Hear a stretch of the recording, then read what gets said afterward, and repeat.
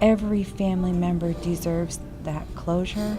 And, you know, I grew up with a portrait of a very, very dapper man in a flight jacket with furry collar and goggles and a leather cap.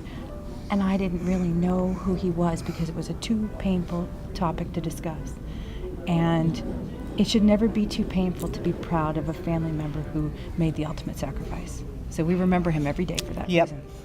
Well, you know, I'm kind of encouraged. Like I said, the first conference that I went to, briefing, I was a little overwhelmed with material and process, and this one, I'm encouraged by the success that they're having with the identification process and the coordination of effort.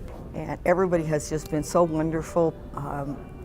Kleenexes have been given, hugs have been given. I've already met so many wonderful people that I'm sure I'll keep in touch with.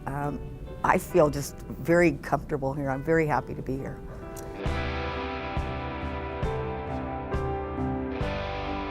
Throughout the year, we do 7 family member updates, and very strategically done. And like Reno, as an example, we hadn't been here since 2005, so we had folks coming in from Sacramento today, coming over the mountain, knowing that there's going to be a snowstorm. They're coming to be a part of the family member update because they recognize the importance of making sure that one-on-one happens.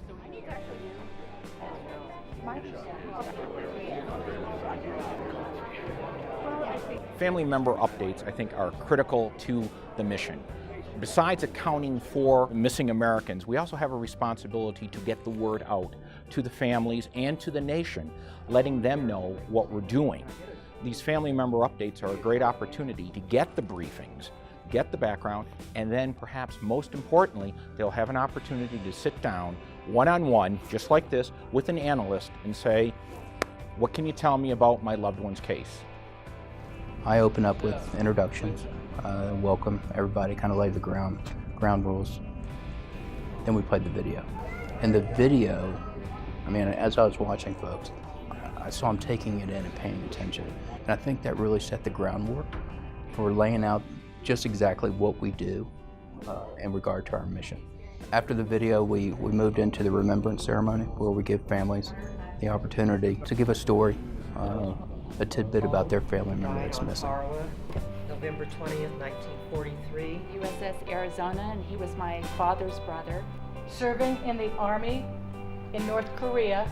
Major John Lafayette shot down over Laos, 6 April 1966. It was touching my heart. My brother also was in Vietnam, thinking about all of that, and then with my father recently passing, and thinking about how happy he would be that I was carrying the legacy on for him. And the whole thing, it just kind of made me start the waterworks. And then when I spoke, I think my voice might have been cracking a little bit, so she just came over to give me some moral support, and it was so needed. I needed those hugs so much because I was nervous, and after she did that, I felt so much better. It was truly remarkable.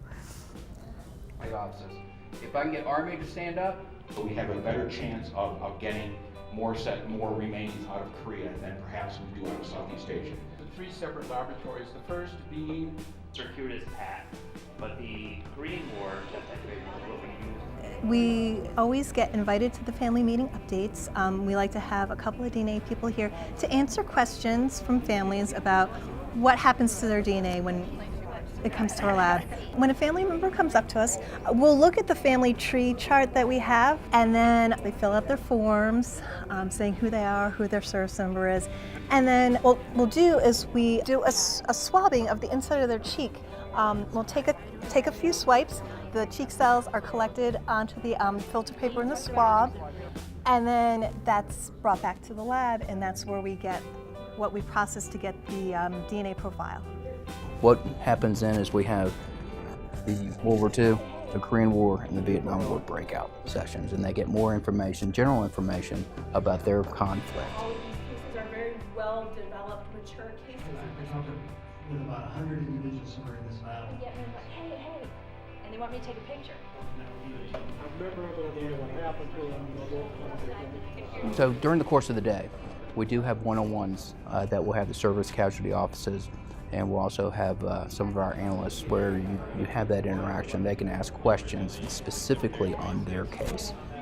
But even with all the wonders of technology, which we've got, we can Skype and we can video and everything like that, there's still something to be said to be able to sit down one-on-one across the table from the analyst with all the information and, okay, talk to me about where are we with my loved one's case.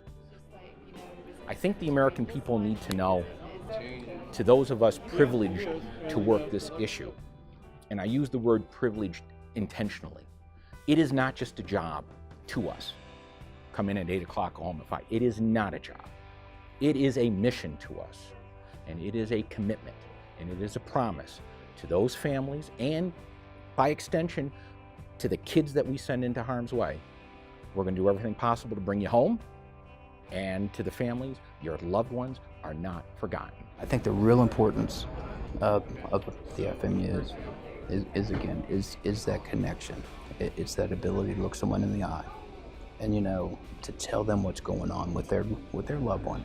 And it's not always going to be, hey, we have all the answers for you. It's not going to be that way. But it's going to be a conversation. I was the girl who sang with the band in World War II long ago.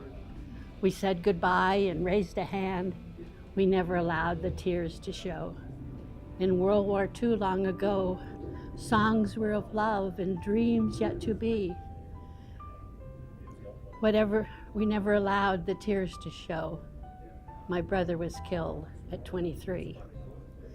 Songs were of love and dreams yet to be. We said goodbye and raised a hand. My brother was killed at 23, and I was the girl who sang with the band. Thank you. Thank you. Thank you for sharing that a lot. Thank you very much.